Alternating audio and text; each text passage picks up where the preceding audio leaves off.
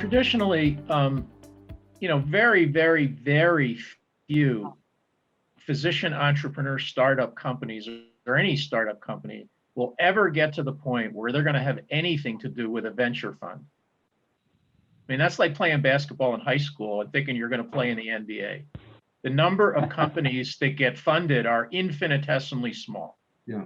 So we're talking about seed stage, early, angel, et cetera, friends, family, friends, and fools, and whatever. But specifically when it comes to, so my question is, and the question in the minds of a lot of folks, I would imagine, is how do I find these folks? So, when you mention family offices, my experience, and pardon the expression, and I'm obviously being cynical and kind of a jerk, but I call these folks cockroaches. That you shine up. Some of them absolutely positively want you to know that they're interested in investing. But a lot of them, they run when you shine the light on them. And it's like you got to know a person who knows a person who knows a person who knows you. So are family offices more and more interested? I heard you say, are they more and more interested in early seed stage pre-revenue companies? And if so, how do you find these folks and how do you approach them? Yeah, I think they are more interested because they're starting to see the exit earlier. I think what had kept them less interested 5 years ago is they don't want to incubate for 5 or 7 years and have to deal with management teams at that earlier stage. I think that's changed because they see the exit earlier.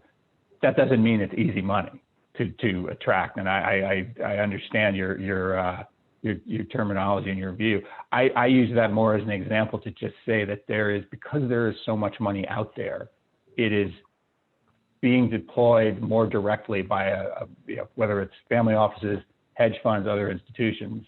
And it's more of a beware of who one takes money from, because they may not be the best partner. In terms of your question about how do you access them, I think it is absolutely the same networking process. I know there are groups within UBS. I think it was a group I spoke to out in San Diego, who part of their business strategy was organizing physician entrepreneurs and holding events for them so that they could network. And within that, they were also networking with the broader, the broader client community that, again, San Diego is a very healthcare focused, biotech focused community. But there are those sort of, those networks that, I'm sure many of you are already in. But I think, Arlen, you're right. It is very much who you know and how you get in the door and in front of them, because there's no formal way to get in front of particularly family offices. I think. So Bill, can you?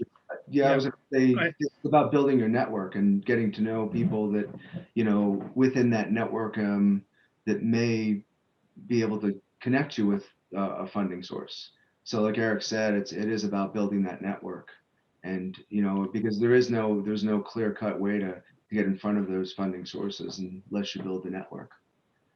So to that point, if someone wants to be introduced, I don't want to put you on the spot, but I am. If someone wants to meet a family office person, are you the person they should contact? How do you do that? Yeah, I mean, they could contact me. We can have a conversation. We have a lot of resources, that maybe it's a family office, maybe there's another funding source we have access to. I mean, we have our own investment bank. We have boutique investment banks we work with. We have, family office resources. We have other lending resources. So it is a matter of a conversation about what they're trying to accomplish. So. Okay, I want to ask two more questions. Maybe Eric, you can chime in on this. What is the role of private equity in healthcare these days? And is that a potential strategic partner or a play for a physician entrepreneur? There are funds that have traditionally invested in physician groups, Battery Ventures,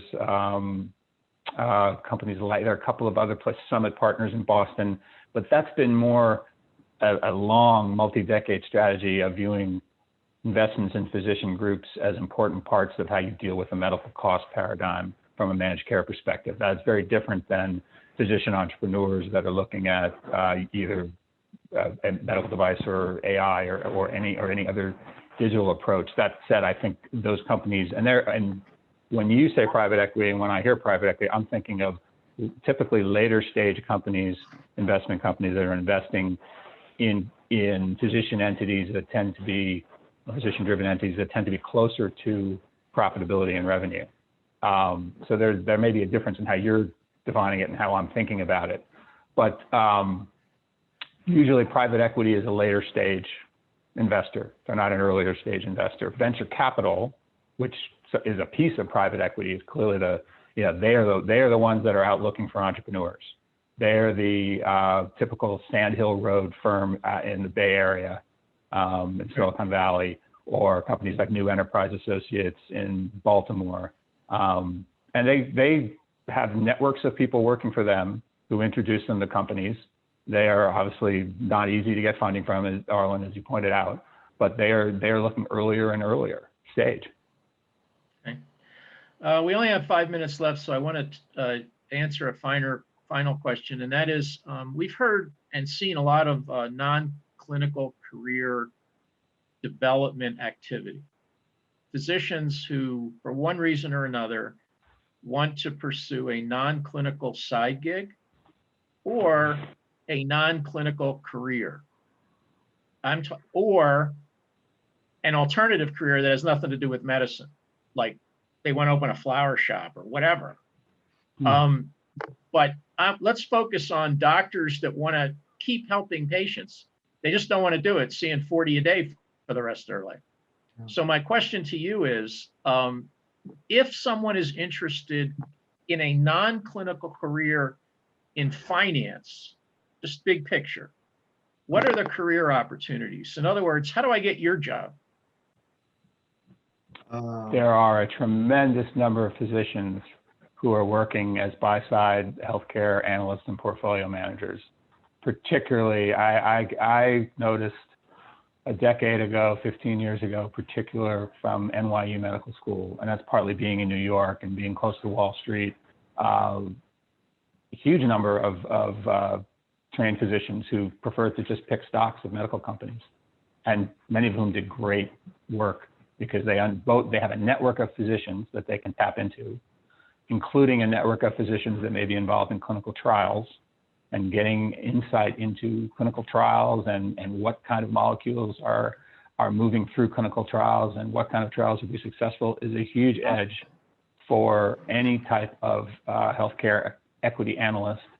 And they just understand the healthcare ecosystem well and understand the complexities, many of which just came up.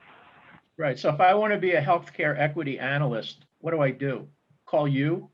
How do I get into that gig? I don't have a team, so I don't have spot. But frankly, I'd start by any kind of research access that you have available, be it UBS or another broker.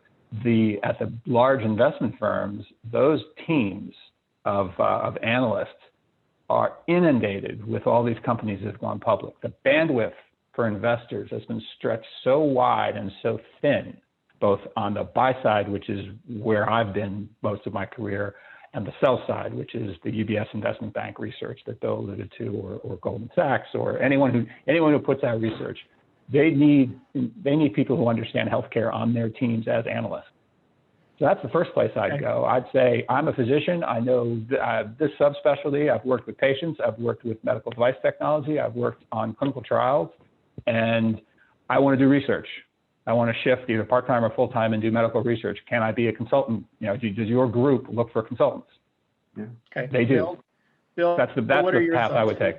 Yeah, I would say on my side, on the advisory side, there are a tremendous number of physicians that do get into financial advice, whether it's for a high net worth individual or what I do on the institutional side.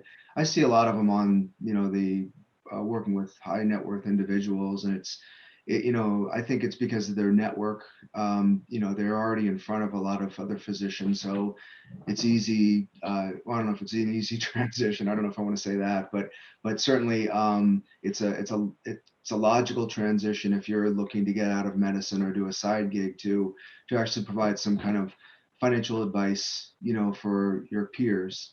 Certainly there's physicians like the white coat investor.